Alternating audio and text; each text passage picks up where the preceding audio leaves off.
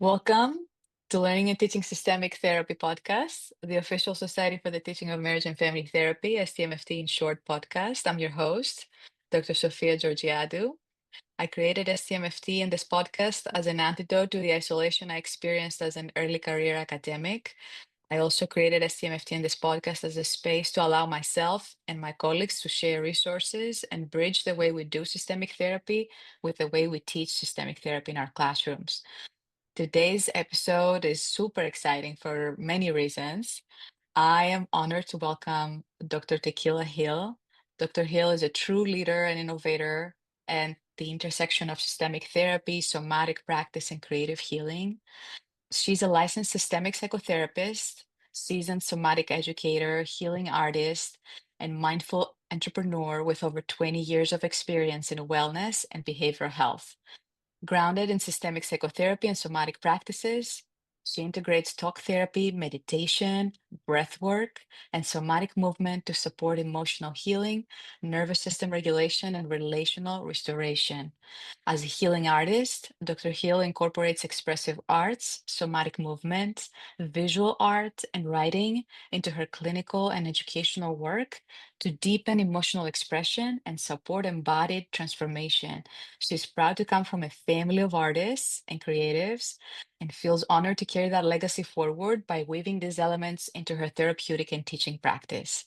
Rooted in compassion and presence, Dr. Hill walks alongside therapists and wellness seekers alike, guiding them towards practices that nurture sustainable self care, emotional healing, and a grounded sense of well being.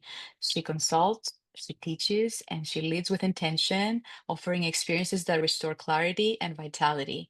Her passion for well being, movement, and emotional wellness also led her to center her doctoral dissertation on therapist self care, a topic she continues to champion in her work today.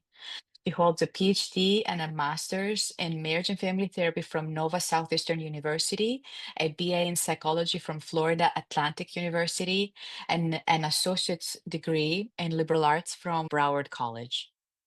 She's a therapist, wellness consultant, and mindfulness facilitator known for her integrative and compassionate approach. Welcome, Dr. Hill. Thank you, Dr. Sophia. It's so good to be here.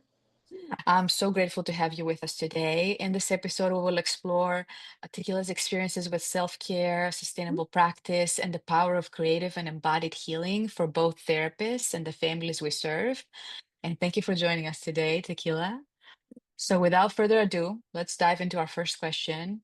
I am fascinated by your journey from being in community mental health, experiencing that burnout, to becoming a leader in integrative MFT training. Tell me more about your personal discovery of yoga, meditation, breath work, and how they transformed your own practice. Oh goodness. As I roll through the memories of my mind, I'm like, what version of this story should we give? The part when I get all beat up and bloody or the part that transition and become like a phoenix. I'm gonna take you in scene. So I'm at this community mental health center in South Florida. And Dr. Sophia, I loved the work. I felt so connected to my clients. I'm with all kinds of incomes. I'm loving it. I'm living it. And I had to do therapy under really, really harsh conditions, not comfortable conditions, Yeah. definitely not private practice conditions, but with people in society that often don't want. Typically, we'll have a team of people, typically on Medicaid, Medicare, and I'm in the homes. And I felt that going into people's homes is sacred. So I'm like, I get to go into people's homes or trailer parks or Mhm. Section 8 housing or mansions. It didn't matter for me. I got to do what I went to school to do. And I loved it. And I had a caseload of 50. Wow.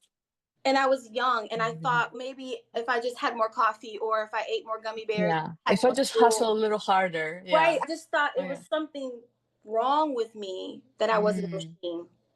And I remember one day, grateful, always very, very grateful. I'm in the cubby hole writing my notes because that's what we did back in the day, Dr. Sophia. We wrote our notes and then you whited it out and you initialed it because that was back in the day. And I had a senior therapist say, "You look like you're burnt out." And now, first of all, I was offended. Like, you're trying to say I didn't look good? She's like, "No, Yeah. Tequila, you look like you need to go to sleep." I'm like, sleep? Oh. Sleep? I have to see my clients, trying to save them. At that time, I had really bad eczema. My hair was very, very thin. I actually physically was breaking down, but because I Mm, love the work so much, I just bypassed myself because I have this really strange like power that I can push my body with my mind. And because I was mm, so committed to the work, I was ignoring my body yelling at me. My body whispered, but I ignored her. But mm. the final yell was when I actually had a heart attack in the middle of graduate school from like a congenital heart issue, also mixed with not resting. It was at that time that I changed my Wow. dissertation to therapist wellness and self care versus burnout. Because I'm like, I don't really want to invite burnout. I want to invite self care, wellness, and vitality. So why don't I just write about that? Because if I write about that, it takes care of burnout. Just like if I focus on wellness, it takes care of me thinking about sickness. So why don't I just do that? So that Yeah. actually changed. So when I was in like the hospital about to prepare for the ablation being done to my heart and them telling me no more no dose, no more Red Bulls, no more 5 hour energies anymore. You have to just drink Mm. coffee maybe once a day. I was rewriting my dissertation in the book Wow. in my Wow. in the bed. So that was very like transformative for me to write a love note to myself to say I will not dishonor you to be successful. Mm.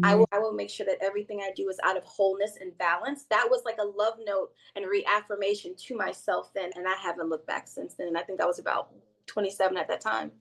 Yeah. Wow. My gosh. Okay. This is so powerful what you just shared with me. From that space, then, how do you go into the education, higher education space? How do you infuse everything you're doing as your daily practice of care for self? How do you go from that to like, this is my own thing, I'm doing this for me, to I'm doing this for my students, I'm doing this for my clients? Tell me about it. So the therapeutic practices that inform my work are Bowen, Satir, and also solution focused therapy. So I'm going to start with the self of the therapist. So, with the therapist standpoint, I need to show up in the thing that I want when they say be the change, right? So when I'm doing my morning rituals or my day rituals, or I'm fueling my body and I'm doing all the things so that I stay sane and I stay open and I stay clear, I'm automatically being ethical, right? So I'm coming into my workday, whether I'm managing healing, managing others, Yeah. teaching others healing, supervising healing, direct. I do one thing all day, Sophia. I just do it in different ways. Okay. Some people call it therapy. I call it healing, depending on who you ask. So for me to step into that arena, I need to be fueled up. Okay. So I know what I need to be fueled up, just like your body knows what she needs. Okay. So every Mhm, day before I step into the arena and I put all my hats on, I have to make sure that I have what I need because I want to lead from nourishment. I want to teach from nourishment and I want to teach from my high whole self. So, first and foremost, I lead by example.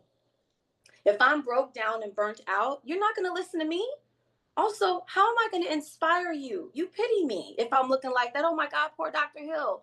Like she needs to sleep. No, as a leader, as an embodied leader, I need to practice what I preach and I need to lead from clarity because Bowen talks about differentiation of self. So it's a daily practice, it's a commitment so that my work stays pure. So whatever happens outside of me, I have more life energy to buffer it. So I'm teaching and I'm supervising from that space. I'm managing, I'm leading from that space. I love it. I love the leading by example and like being ethical in the way you do it. I realize this is going to be different for everybody, but I am wondering, would you mind sharing some of the practices that keep you centered, fueled, nourished as an educator? Yeah, yeah. It's interesting. When one of my professors talked about, and this is a professor that had multiple credentials and then became an MFT, she said she realized because she had multiple lenses, the therapeutic practices or the models that you practice actually inform how you manage care, of course, and then also your well being as a clinician. And she was Mm, saying that she herself was also at a community based agency and she found the systemic models refreshing, invigorating. mm, She went back to school after having already having a license and actually getting her PhD in MFT because of it. And it revitalized her. And that's one of the things I love about the systemic practices because I am still a clinician. Part of my self care is how I approach my therapy. How I approach my therapy is that I kind of blend I've been Bowen, I've been Somatics, I've been solution focused. I also been Satir in my work. Each of these models offer something essential to me from language, systems, and soul. Together, they became the foundation of like how I understood manifesting change, regulating the nervous system, and integrating meditation and mindfulness into transformative therapy. When I practice, that's how I'm practicing. So when I leave my sessions, I'm actually quite nourished and inspired. Okay. So that's one practical thing I do. Another practical thing I do is I drink water. Mm, Invest in good water, therapists. Get good water. Drink your water. Okay. Seriously, Sophia, simple things. Drink your water, rest. Sleep hygiene is a thing. We all always fancy eye watches and whatever Fitbits we're in. Set your sleep. You want to watch that because guess what? Your body can't do what you need it to do if they doesn't have its proper nutrients. mm, Sleeping, drinking water. Also, listen, I'm not food shaming anybody. I love sweets like the next person, but my body doesn't run the same if I'm not putting high vibrational foods in it, which also affects cognition.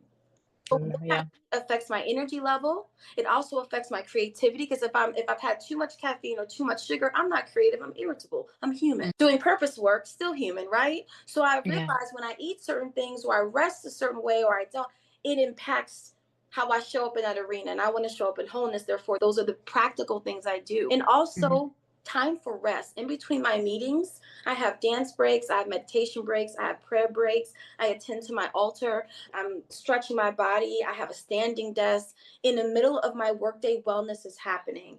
And also, I love mm, taking breaks that like have coffee chats and dates with my peers, my supervisees, and my other leaders and my staff. I love that. Like just connecting with people and letting them know that you're here. Yes, the work has to get done. Yes, I have to send that email and all of that. But also, like, how are you doing? That is important to me because we're in mm, purpose work together. So for me, I don't wait till before work or after work, Sophia, to care for myself. It's infused in how I do. And every day is mm. going to look a little different because I'm different every Sure. day. But there's Of course. happening. How do I want to show up? I want to show up nourished. That's my standard every day. I love it. You are in an academic leadership position right now. Yeah. And I am wondering how all that gets infused into your leadership work. We are operating in a lot of asynchronous online spaces, a lot of Teams, a lot of emails, a lot of messages that flow in the ether, but we're not seeing each other's faces as often, right? We're not feeling each other's energy as often. So I'm wondering, how does this work show up for you in the Yeah. way you lead? And then also, if you want to talk more about how do you incorporate any of that in your classes if you're teaching synchronously, I would Yeah. love to know more about that. Yeah. So one thing, COVID taught me many things, and I'm very grateful that I was able to continue to do my purpose work in my offerings and then also continue to grow as a human and hold space for others during COVID was you have to know how to bring your essence and move your energy through space and time with technology. Mhm. The time before that, I had a client that had a handicap and I was using Skype for her because she couldn't walk anymore. So I had a little bit of understanding about how to work online. And I had already taught online doing BTT technology, but it wasn't like this. It wasn't at this level like after Right. that I had to really be okay with being seen and showing who I am and allowing myself to open up deeply at a deeper level with other humans and groups online 24/7 and not get mental fatigue, right? Mhm, So mhm, I think first and foremost, I thought, well, how can I simulate if you go to see me in person? What am I doing? Okay, for me, I turn up my vibration, I project my energy, right? And I co regulate. So if I'm trying to co regulate with people and I'm trying to calm their nervous system, how can I do that online? Well, you're not in front of me, so you can't feel my energy in that way. You're online, mhm, other body language, verbal cues I have to do, the tone of my voice, the words that I use. I try to show up differentiated in my spaces so that I can help people co regulate. That could be in a staff meeting, that can be in a leadership meeting. I try to always keep the energy of gratitude and collaboration and just openness. So I bring that harmony with me when I'm on a call. What is happening in the therapist's mind and body is going to be projected into the space.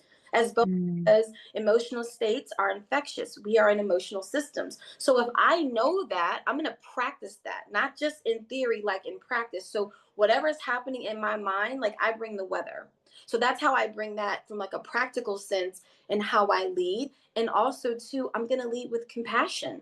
If I give you compassion, I'm dismantling shame. If you get an email from me, it's not because you're in trouble, it's because I might be wanting to check up on you. Or if it's an email or something that I have to deliver not so great news, I can still humanize the email, humanize the experience. That's that mindfulness and compassion, so that we Mm. still get to the work and honor the human in the experience. I love it. Oh my gosh. My mind is spinning right now with everything you're sharing because I have seen examples of this from you actually throughout the last year that we've been working together. So a lot of this kind of falls in place for me. Tell me more about how you do this in your asynchronous classes with students, because Yeah, that's a different kind of energy you're bringing into an asynchronous course, right? You have to do a lot of work to create community and a sense of connection. yeah, At least I have found from my yeah. experience. It almost takes a lot more work to create that type of space of sharing and community. Tell me more about how this happens for Well, I you. want to say for me, again, I identify as a systemic and somatic practitioner, and that's the base of everything I do. That's the well that I drink from. It keeps me sharp. If I'm teaching or supervising or managing this work, I also have to be like in the art and science of this work as well. Because I've had to learn how to build rapport, I've had to learn how to connect, I've had to learn how to hold spaces one to one and one to many in my clinical practice that I'm so grateful to still have. See, so let me just give you some tea about me. Can I get real with you real quick, Sophia? Sure, yeah, yeah, yeah. Imposter syndrome does not exist in my world. Let me tell you why. I work really hard. I worked very hard. No one gave me anything. I've had to work to be here. I had to work for my license. I've had to work for my jobs. And if I've worked for something, why would I feel bad when all my hard work, I get the result of my hard work? Why should that surprise me? I'm grateful. I keep growing. So when you deserve stuff, or you work hard for stuff, or stuff is aligned and it comes to you, wasting your brain on imposter syndrome is really wild to me. Of course, I've never Mm. been here before. I have to adjust to being here, adjust to being in the thing you prayed for and you work for versus run to some diagnosis. Let me get off my soapbox. What was the question? What were You're we like, talking thank you for about? coming to my TED Talk. Yeah, I was asking about how you do this with Yeah, students in yeah. asynchronous courses. Yeah, yeah, So, yeah. so that was an example of me being authentic. So first and foremost, Yeah. so I have confidence in my skill set. I don't Mhm. have imposter syndrome when I'm approached with new stuff. It makes me grow. I bring to it my wisdom and what I know, and I'm open to what I don't know. And then alchemy happens. I like hanging in the not knowing. So first I'm like, well, how am I going to do this? Then I'm like, oh, just do what you did before, just amplify it. So for me, I grew up watching like Oprah and Sally Jesse, and I grew up watching Montel Williams, Maury Povich, all those people, Ricky Lake. And I'm like, I'm going to be a talk show host one day, which is funny. But I always loved how they drew the crowd. And I'm 8 years old. Why am I watching the shows? I don't know. But I was watching those shows, okay?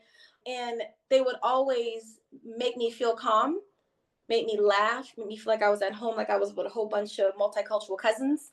And the talk show host was like an aunt or an elder. And I wanted my students to feel like they're coming around the table. It's a big table, and I'm one of their elders, and I'm teaching them stuff. You can come around the table, we can learn together, and then you go back into the world. So that's like the setup in my brain. So when I'm posting, I'm like, it's almost like a newsletter to my family.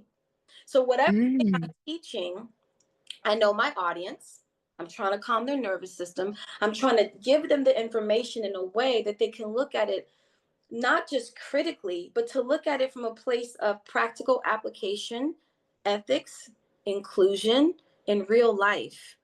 So if I'm Mm. talking like that and I'm bringing examples in, it calms their nervous system so they can think, be differentiated, and answer my question. Think everybody, they freak out when something is new. Let things be new so that you can learn. Oh man, learn something new. So if I'm presenting stuff new, because we are in grad school, Mhm. so for me, that's the authenticity, the compassion, the co-regulation, and being brave enough to be yourself. So bringing in things that are relevant in our clinical world, in the real world, in the MFT world, and try to relate it back to the course materials in my own way. Sometimes I might record guided meditations from Oh, we might okay. We might have mindfulness hangouts. So what I'll try to do is I will open and close it with a breath work or a meditation, and then I'll teach them the assignment or whatever the lesson is. And then I'll bring in like, how are we doing? We connect, like, where are you at? So I think for them, pacing them and also co-regulating them, teaching them how to do that within themselves. When they go in the therapy room, they won't be operating out of fight, flight, freeze, or fawn. They'll be responding. They won't be reacting. So Mm, modeling the thing I'm trying to teach them to bring with them in therapy. Doesn't matter what model they practice, calming your nervous system is a tool everyone needs to have. no. I know this. And this rings so true for me. What we do in the classroom in a lot of way mimics what happens in healing and in therapy. How we show up for our students really sends so many messages, yeah? You Yeah. spoke already about many of them. Talk to me more about things that you maybe would love to do and you haven't tried yet. Like, I want to hear some of your dreams around somatic practice. So I have been lacking in the sense of my dissertation that I wrote, that I put my whole heart in, and it's so charged up. I was supposed to turn that into a self help book, an inspiration book for therapists that have clinical experience, my data, and then just like fun anecdotal things and things to help them professionally. That was all that I had wrote that to myself years ago, and then got busy doing all the stuff. That this field is amazing. You can do lots of fun things. This Mhm. field is as creative as you make it. Okay, and I've had a great time. And the book keeps calling me. And I'm breaking down my dissertation now as we speak, chapter by chapter, line by line. We'll Mm. be getting a copy, so please know that. I think seeing how life is unfolding and seeing, I want to offer something. I want to offer something to therapists during these times that hopefully will live past me, because oftentimes beautiful things are birthed through chaos. So that's what I'm working on. Also, I haven't done my therapist wellness retreats in probably about a year because I've been busy doing other fun stuff. I will be reactivating my therapist wellness groups that are not just for people in Georgia. They are actually international as long as you are a mental health professional. But there is a super discount when you are MFT, like super, super discount. So please drop that if you are. I miss being with people in person in that way. So that's why Mhm. my retreats might be in Sedona. They could be in Georgia, could be in New York. Last time we had it, it was in the Hamptons and it was really, really nice. Oftentimes, Fancy. my retreats are by invite only because I want to keep the sanctity of the space. And we want to make sure that everyone is safe because, again, they are therapist retreats. People want to have privacy in their identities, and also Mhm. made it so sometimes they count as a CE. So when I offer CEs, they're a little secret. They're typically retreat style, full out, or it could be mini retreat. All my CEs are always interactional and expressive and experiential. So that's how, I do it. I like to mix the magic and the mundane. Mix the magic and the mundane. I love it. Like if we have to do a CE, which I do Mhm. have to, we have to learn. But why can't learning be fun? If learning is fun, people learn better. If people are anxious about it, their brain is not going to process it. So why not just have fun? Don't just teach about stuff that you think is going to make money from it, because no one wants to see that anymore. So please stop. And I will not be a part of it, Sophia. I will not be a part of another boring CE. Learning should be fun. When we were kids, learning was fun. Shoot, college was fun. Grad school was fun. Why is real world so boring? If you teach what you're passionate about, our CEs will be a better place. So let us all contribute to that place. Because I'm not sitting in no Oh, boring CE. mm. Oh, amen. Yeah, louder for the people in the back. I agree with you. I was thinking about something else in preparation for our conversation. We talk so much in our traditional MFT training about skill mastery and connecting your theoretical knowledge with your applied skills. And here we are bringing things like breath work and meditation and somatic practices into the mix, right? The magic into the mundane. Tell me about resistance you may encounter from students or colleagues who see these as soft or like non-essential skills that, oh, that's a side thing. Like we can do that, but we don't have to. And tell me, how do you help people understand that these are essential skills. They're not just add-ons, like nice to have. Yeah. So I think for me, first and foremost, I know every grad school is different. I know we're all MFTs and we're all systemic, but we know some MFTs practice postmasters therapy. Some people practice the classical models of MFT. And I think they're all great, right? I practice both. But what I'm saying is that the work is the work is the work is the work. We all have to learn the same stuff. I respect my license. I respect your license. I know how hard you had to work to get it. And there's just certain things, competencies that have to be shown. And I get that. And I understand that our therapists, when they leave grad school, have to show proficiency in like dating a model. And I hear that and I'm for that. But also, most graduate students are highly anxious. Most graduate students are managing a lot of life stuff to pursue their dreams. Mm. Throwing more information at them without checking in about their mentals or their body or their what's going on, or I'm talking at you but are you present with me, we can get the outcome of making sure that we have people hitting these masteries and such, but we have to check in with how they're doing. Again, the person, the therapist. Now I'm grateful that the place of my academic employment really cares about that, and I feel so grateful to work alongside people who do.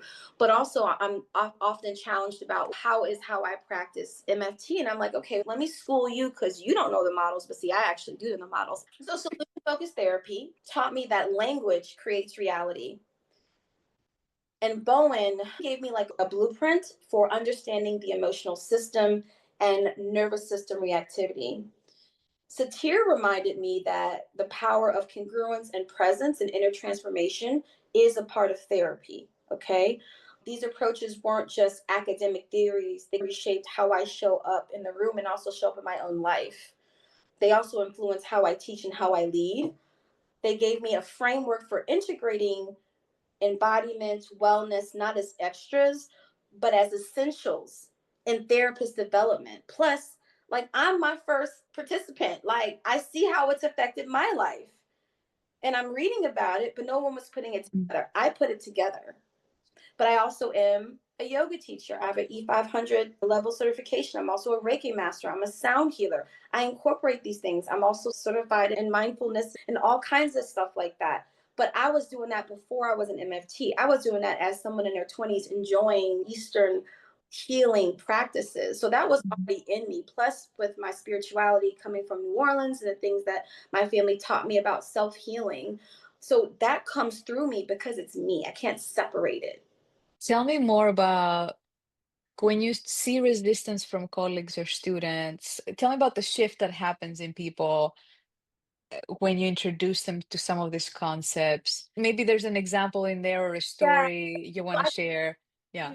I can give you a feeling because I can actually go deep enough and remember our interaction if you want to go there. So when you and I first started working together, first of all, I was a fangirl. So like we interviewed, it was great, and then you got into your position. I remember when I would check on you. I know you heard what I asked you, but I felt like I must have dysregulated you because I wasn't talking to you as if I was your manager. I was talking to you like a colleague, or I was talking to you and not like corporate speak. We're doing this purpose work together. I'm checking on her. Is everything okay? And I remember at first your energy was very closed to me because you were in your business mode. And I understand that I wasn't offended by that. But over time, I saw you get more soft and open and playful. And then you started to come to meetings and you were just more soft and open and playful. And then you revealed how brilliant you were and so on and so forth. So it's that. And I wasn't offended by that. So people don't know how to handle me. I'm a different type of human. I know that. But I think that if I came in mean and aggressive, type A, alpha, whatever, you would expect me to be that way. I don't care what the role is, tequila is going to always be tequila. And I think that me not operating out of like, I'm going to treat people with compassion. So I think for me, I can dance with difference. You don't have to agree what I agree with. You don't have to do any of that, but we can respect each other. And I think because I show up in that type of integrity and balance, people typically lean into me, and I don't have to people please. I don't have to fawn. I don't have to lie about who I am. I don't have to shrink any part of myself, Mm. be respected by people because they see the authenticity in me and I invite them to be that in themselves. Yeah. I'm guessing this happens with students, Yeah, supervisees, yeah, colleagues, yeah. everybody, even maybe your supervisors at Of course. work. I always tell people, if you just reveal who you are, the right people are going to get it and see it and meet you there. And then people whose third eye is not open, they're going to keep operating like that. And that's more about how they are operating in their internal world. It has nothing to do with you. So again, being differentiated from a practical sense has allowed me to be able to be in mixed company in different communities and still move in harmony, because I understand it's not always about me. But my inner state and how I balance who I am is about me, and I do have dominion over that. And if I can teach from that space, therapists can own their role in therapy, not go over boundaries if they're clear about that. Oh, is that mine or is that theirs? The more open we are energetically, I think you can also read yourself better. You can capture all the little feelings and intuitions and everything that's coming through you, almost being like a vessel of energy. Yeah. Yeah. Yeah. And I love how you said that, Sophia, because I feel like that talking like that, depending on who you're around, people wouldn't. I understand exactly what you're saying, but we weren't taught to bring that into our work. Now, Mm, Bowen and Satir talk about that self awareness, what's coming up in the room, right? And mm, again, doesn't matter what your model is, it's good to know these things. There's a lot of therapists who are very naturally intuitive, who are very naturally mm, tuned, who flow mm, in the left and right brain, who could pick up on energies. Why are we not talking about that more? Because mm, if you don't honor that, you're not honoring the fullness of your gift. There's some therapists and they want to do their CBT and they want to logic that brain down. Go ahead, go crazy. If that's how your brain works, great. But there's a lot of people who like to operate in that creative right brain space. And I think that there should be space for that in supervision to talk about that and to be able to ethically grow that. So when I think about starting with the therapist, you cannot not ever not bring the therapist in the therapy room. So the work that I do to me is essential. And I'm mm. hoping to be a part of being able to keep Bowen and Satir's work and the work of solution focus alive, but in a different frame. Because the way that I operate in it, it really is more aligned with somatics and also mindfulness with that systemic underpinning. It's mixed, right? But I think as the Yeah. world evolves and we are all working every day to regulate our nervous systems, we have to bring this in for the therapists that we train, because they're people too going in and through the world through these things, trying to learn how to hold space. Like, what a gift to give them. Know how to regulate Mm. them. Yeah. Holding space for yourself first, right? Yeah, keeps the work beautiful.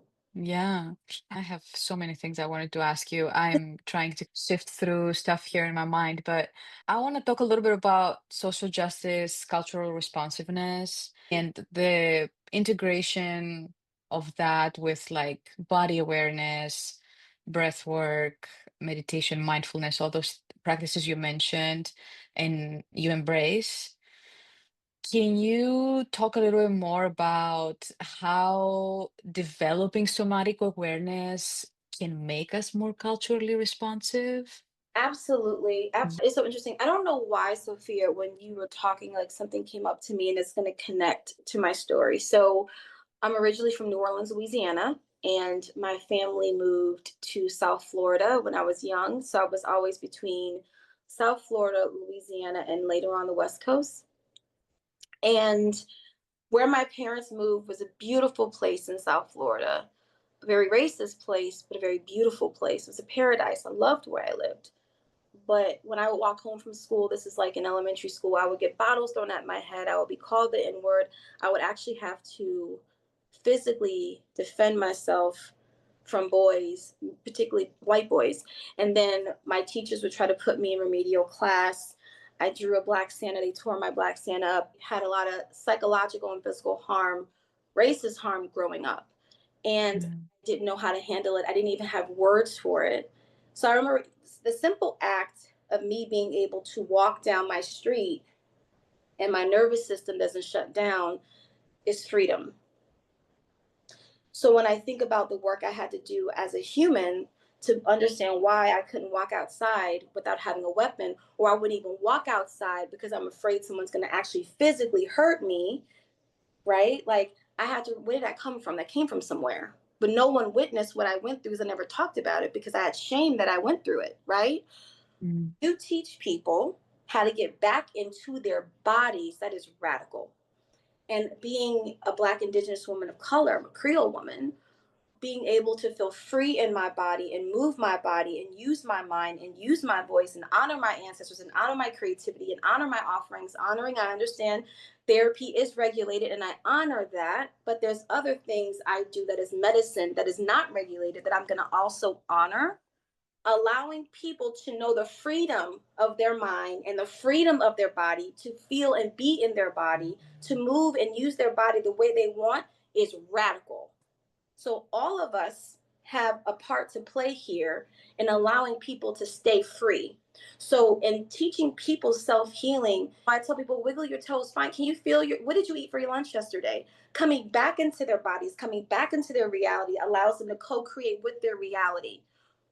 So for me, being embodied, if I can think clear, I can make more life-giving decisions. Say that one more time. If I'm thinking clear, if I'm making Mhm. decisions out of fight, flight, freeze, or fawn, the outcomes are not going to be good. But if I can teach people how to calm their nervous system and balance their thinking and their feeling, they're going to make more life giving decisions. Wow. What they Wow. want this life to be versus out of fear, fear, fear, for I can't. And there are people, and I send them peace, who still operate like that. And there's people that want to operate in what they want. And I see the threat, but what do I want? I see how do I keep myself safe, but what do I want? There's Mhm. freedom. There is a magic in being able to have freedom in your mind and freedom in your body. And most people, especially if you were stolen or raped or taken or whatever, you don't know the freedom you have because oftentimes all that violence and anxiety and injustice, it comes through the nervous system. It's passed through generations. The ancestors bring it through so that we don't forget because we have to fix it. If we don't fix it, it's going to keep coming back. So, in all of us, I feel like we have a purpose on this earth. I know who I am and I know what my purposes are. And that's what I'm going to say about that. I love it. So this doesn't sound like talk therapy to me. It's something much more than that. Even when I think about Bohemian therapy, I'm thinking about talk therapy, right? I'm thinking about the engagement on the couch and we're sitting down and we're talking. I studied bowling for a long time and I still study. And I had an amazing mentor. Shout out to Dr. Chris Burnett. I can talk about the emotional system, but I have to also key my clients in and say, where do you feel that disappointment in your body? At some point, Mm. you have to bring that in. So when I think about it is talk therapy, it is systemic therapy. I can answer all the questions and talk that talk. But when you're actually in the therapy, talking words, that what are you doing with the words? How are you alchemizing the words? How are you making these models and infusing them with you in them? So if I'm asking people to breathe with me because their nervous system is shot and I'm trying to assess their triangles, I'm doing all of that. And I'm making sure that I'm bringing the body in by just calling it into the therapy. So it is very much so talk therapy mixed with somatic practices. Just depends on the flavor, depends on what they ask and what they consent to. Because in my consents, they can consent, but this is how I practice. If I ask you to wiggle your toes or what, it's all about consent, but they have to consent to that or they just don't work with me. Okay, that makes sense to me. That's informed consent at its finest. So a typical Yeah. class period for you, it's more than talking. It's definitely, are people getting up? Are people like doing things with Depends. their bodies? Depends. Sometimes it depends. I get up in my business like that, Sophia. So there's going to always be an opening practice. Why I have to bring Mm. everybody into one mind. We're gonna come together. We're gonna be together. We're gonna leave work at work. We're gonna leave things outside, and we're gonna come into this vortex that I am facilitating. I own that. I am the curator of these experiences, and then we're gonna soften, and we're gonna be open. That's important. You gotta be open, otherwise it's not gonna work. The information or the things or the ritual, whatever we do is gonna happen. They're gonna learn. We're gonna break. We're gonna nourish. We're gonna learn. I could play my bowls. Could be Tibetan singing bowls. Could be crystal. I don't know. We're doing something. We're moving the body. Could be some gentle yoga. Could be some tapping. More learning, more learning, more nourishment. Maybe we have a dance break. Maybe we have a chakra dance. We close, we close. You get your CE. And everyone says how great that CE was. And people tend to cry. and people Mm, are more connected to themselves and they're more connected mm. to the community. And then we meet again in random times. Oh my gosh. I'm glad we are illuminating this type of learning again, because I think that that's the way we learn when we're young, and then it's just wiped away from us the minute we go to K-12 and we sit down on a desk all day learning. I think to some extent that's that natural tendency to engage with your body and learn. It's almost taken away from us through traditional school mode. Thank you for saying what I often feel. And thank you for allowing me to know that I'm not alone in this. And also, when I think about tradition, I think you and I are in places and spaces in our life that we get to help shape tradition and what is, and acknowledging the parts of tradition that work and we want to keep sacred, acknowledging of things that need to change. And thank you for calling that into the conversation. You're welcome. This has been my personal experience, I think, as well, that engaging with my own lived experience of going to school and sitting down on a desk for hours on end and having that experience of losing my innocence or my childhood slowly and going into that very intellectual brain forward space. There was a version of you that came in that is old and young and new and present. It's so many parts. And then you got to get muscles in your left brain and muscles. And then you come back to a point of balance, like your third eye right here. It's the middle of both. And then you have both because you need to know both. You want to practice out of both. Both are great. You don't want to be in extremes. But I Mhm. think that Ranch and I told us, don't let school make you dumb.